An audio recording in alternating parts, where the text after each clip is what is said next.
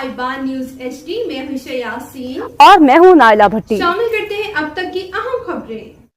पाकिस्तान ने पहला अपना इलेक्ट्रो ऑप्टिकल सैटेलाइट लॉन्च कर दिया।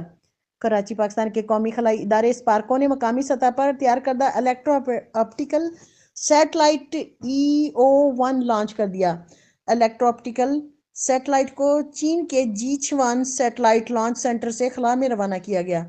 Satellite research and development centre Lahore में EO1 को खला में भेजे जाने के मनाजिर देखे जा सकते हैं। स्पार्को के मकामी तौर पर तैयार करदा EO1 जदीद सैटेलाइट ने जैसे माहौलियाती निगरानी, ज़राअत, दिफा और निगरानी के इस्तेमाल के लिए किया जाएगा। स्पार्को का कहना है कि EO1 मिशन का आगाज स्पेस साइंस और इख्तराआत में पाकिस्तान की तकनीकी सलाहियतों को आगे बढ़ाने में स्पार्को की लगन और महारत की अक्कासी करता है।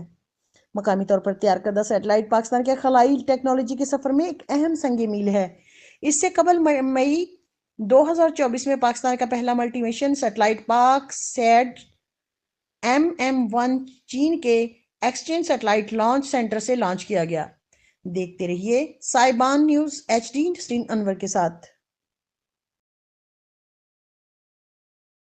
अब तक के लिए इतना ही। मज़ीद खबरों और अपडेट्स के लिए देखते रहें साइबान न्यूज HD।